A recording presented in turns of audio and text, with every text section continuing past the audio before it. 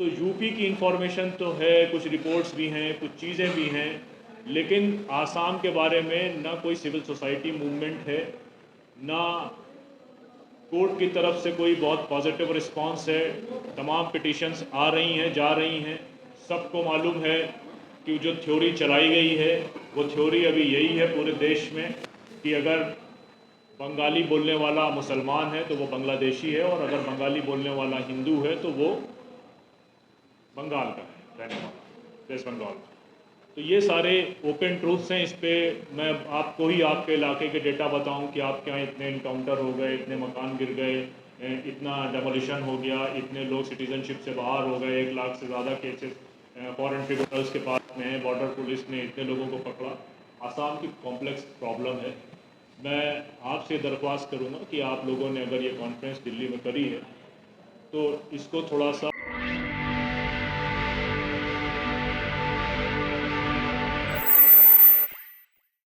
शायद 10-12 लोग इस शहर के हैं, और होना तो ये चाहिए था कि आप लोग यहाँ पर अपनी बात रखते और हम सब अपनी आपकी बातों को वहाँ बैठ कर सकते। बहुत सारी आयरनीज़ हैं जिसमें से हम एज ए सोसाइटी फेल किए हैं। इस वक्त जब आपसे हम लोग बात कर रहे हैं तो आज ही ग्वालपाड़ा के महका इलाके में गोलियां चली हैं और 2 लोगों को एविक्शन के नाम पे शहीद किया गया, और 3 लोग बहुत ज़्यादा सीरियसली इंजर्ड हैं जिनके चांसेस भी बहुत कम हैं। तो जाहिर सी बात है कि हम कुछ भी बात कर लें पर एज अ सोसाइटी हम फेल कर गए हैं। और ख़ासकर आसाम के बारे में जब आप और हम बात करते हैं तो जितनी हेल्पलेसनेस से आप आसाम से ट्रैवल करके गुवाहाटी के से अलग अलग इलाकों से आए हैं, लगभग हम सब भी उतनी हेल्पलेसनेस फील कर रहे हैं। उसकी सबसे ख़ास वजह तो ये है कि आसाम की कोई भी खबर इस पूरे मुल्क में नहीं आ पाती, और हम सब ने भी ये मान के चल दिया है, हम सब लोग जो मीडिया कैपिटल में रह रहे हैं, मीडिया के साथ ही जो बात रखेंगे अपनी ज़्यादा बेहतर बता सकते हैं, लेकिन आसाम की कोई खबर की कोई इम्पोर्टेंस हमारे लिए नहीं है। हालांकि जिस एविक्शन से आप इस वक्त जिस एविक्शन के बुलडोज़र के दर्द से दो चार हैं, वो दर्द इस वक्त पूरे मुल्क में है और ख़ासकर इस शहर दिल्ली में भी है।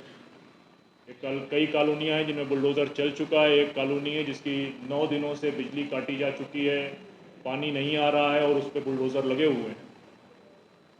और जहाँ तक हम में से पहले स्पीकर ने यह बात कही कि हमारे हिस्टोरिकल कॉन्फ्लिक्ट्स थे, तो हिस्टोरिकल कॉन्फ्लिक्ट भी हमको ये नसीहत दे के जाते हैं, ये लेसन दे के जाते हैं कि अगर आप एथनिकल कल्चर के नाम पर लड़ाई लड़ेंगे और लड़ाई जब शुरू हो जाएगी तो जो लड़ाई का चेस या मैदान जो सजाता है उसको लड़ाने का परमानेंट तरीका आपको मालूम है। और आसाम में तो जस्टिस कभी डिलीवर ही नहीं हुई। जितने भी मास्टरमाइंड थे नेली के, वो सारे पावर में हैं। आपको अच्छा लगे या ख़राब लगे, लेकिन हकीकत यही है। जिस असम अकॉर्ड की हम बात करते हैं वो नेली के कब्र के ऊपर बनाया गया अकॉर्ड, जिसमें किसी भी मास्टरमाइंड को सज़ा नहीं मिली। वो तमाम मास्टरमाइंड जो है वो चीफ मिनिस्टर से। अब बहरहाल मैं बात बहुत लंबी नहीं करूँगा, स्पीकर्स बहुत ज़्यादा हैं। मैंने जैसे आपसे शुरू से कहा कि तकरीबन 1,40,000 के आसपास टोटल लिस्टिंग है जो 4 के इलाकों की है जिनसे ये कहा जा रहा है कि वहाँ पर बुलडोज़र चलेगा। और जो अभी 40,000 करोड़ रुपए का थर्मल पावर का प्लांट ग्वालपाड़ा में आया है, जिसके लिए 2500 घरों को हटाना है जहाँ पर आज फायरिंग हुई है। तो मुझे लगता है कि जिस तरह से आसाम की सरकार का बिहेवियर है और ख़ुद जिस तरह से कोर्ट ने हम सबको डिसअपॉइंट किया है, आसाम में जो आप कर रहे हैं इतने ख़राब हालात के बावजूद कि कोई डेटा पब्लिक पोर्टल पे अवेलेबल नहीं है, इनकाउंटर्स के कितने मल्टीपल टाइम्स इनकाउंटर्स पड़े हैं पिछले 4 सालों में, उस पर कोई बात करने को तैयार नहीं है। लेकिन इन सब के बावजूद अगर आप वहाँ स्ट्रगल कर रहे हैं तो हम सब की कामयाबी जभी होगी जब आप आसाम से निकलकर आसाम की आवाज़ को पूरे मुल्क में पहुँचाएं। ख़ासकर हमारी अपनी जो एक्टिविस्ट बिरादरी है उससे भी अगर हम बात करेंगे तो वो बहुत सारे इश्यूज़ पे आपसे बात करने को तैयार हो जाएगी। लेकिन आसाम के साथ मसला इस वक्त ये है कि कोई लेटेस्ट डेटा इंफॉर्मेशन आसाम की हमारे पास में नहीं। मुझसे अगर आप ये पूछेंगे तो मैं आपको बता दूंगा कि 2017 से 2025 के बीच में उत्तर प्रदेश में 18,000 इनकाउंटर्स के इंसिडेंट्स हुए हैं, लेकिन आसाम में कितने इनकाउंटर्स हुए हैं, कितने लोगों की जानें गई हैं, कितने एक्टिविस्ट को डिटेन किया गया है, अलग अलग इलाकों में जो इनकाउंटर्स अब जो अपर आसाम में इनकाउंटर्स पहुँचे हैं तो वो कितने नंबर ऑफ इनकाउंटर्स हुए हैं उसका कोई डिटेल डेटा नहीं है।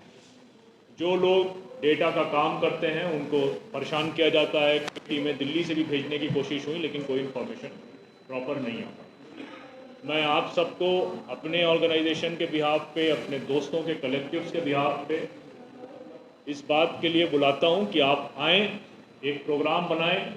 पूरे मुल्क में हम लोग घूमते हैं और कुछ नहीं करेंगे तो कम से कम आसाम के लिए हम जो आसाम की परेशानियां हैं उसको पूरे मुल्क में पहुंचा सकते हैं।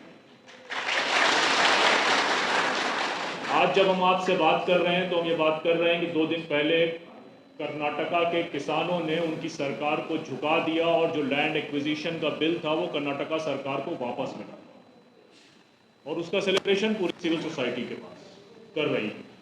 लेकिन आसाम में उस वक्त हम ये सेलिब्रेशन कर रहे हैं या जब हम आपसे बात कर रहे हैं तो बुलडोजर लगातार चल रहे हैं। तो यूपी की इंफॉर्मेशन तो है, कुछ रिपोर्ट्स भी हैं, कुछ चीज़ें भी हैं, लेकिन आसाम के बारे में ना कोई सिविल सोसाइटी मूवमेंट है, ना कोर्ट की तरफ से कोई बहुत पॉजिटिव रिस्पांस है। तमाम पिटिशंस आ रही हैं, जा रही हैं। सबको मालूम है कि जो थ्योरी चलाई गई है वो थ्योरी अभी यही है पूरे देश में कि अगर बंगाली बोलने वाला मुसलमान है तो वो बांग्लादेशी है और अगर बंगाली बोलने वाला हिंदू है तो वो बंगाल का है, रहने वाला, वेस्ट बंगाल का।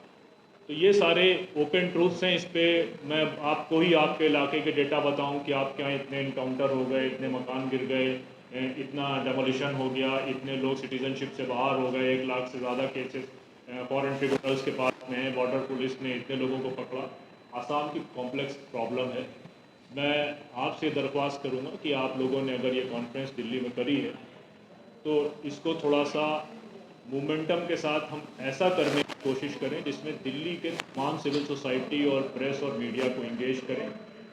जो तादाद आप लोगों की है, हम ये कर सकते हैं आपके लिए कि आप लोग जो उधर बैठे हुए हैं वो इधर बैठे और हम लोग आप लोगों को सुनें। और सिर्फ ये काम दिल्ली में नहीं हो बल्कि दिल्ली के साथ बम्बई में भी हो, हैदराबाद में भी हो, बेंगलोर में भी हो। इस वक्त आसाम के साथ हाल ये है कि हमने आसाम के लोगों को और आप लोगों को हम जब ये कह रहे हैं, हम कहते हैं तो मुराद हमारी सिविल सोसाइटी या एक्टिविस्ट बरादरी से है। हम लोगों ने आपको अपने हाल पे छोड़ दिया है, उसके लिए हम शर्मिंदा भी हैं। लेकिन आज अगर हम यहाँ से जाते वक्त ये तय करके जाएं कि आप लोग एक टीम बनाएंगे, हमारे जैसे लोग आपके साथ कोऑर्डिनेट करेंगे और पूरे मुल्क में हम आसाम के जो हालात हैं उससे लोगों को अवेयर कराएंगे और एक मोमेंटम बिल्ड करेंगे कि आसाम की परेशानी सिर्फ आसाम की नहीं है। अगर हम ये कहते हैं कि गाज़ा में जिस तरह से एविक्शन हुए, वहाँ पर जिस तरह से कैटरपिलर के नाम पे कैटरपिलर जस्टिस चला, यहाँ पर जेसीबी के नाम से बुलडोज़र जस्टिस चला, तो गाज़ा के नाम पर तो हमारी हेल्पलेसनेस हो सकती है, लेकिन हम आसाम के नाम पे हेल्पलेस रहें ये काबिल कबूल नहीं है। आप एक प्रोग्राम बनाएं, हम सब आपके साथ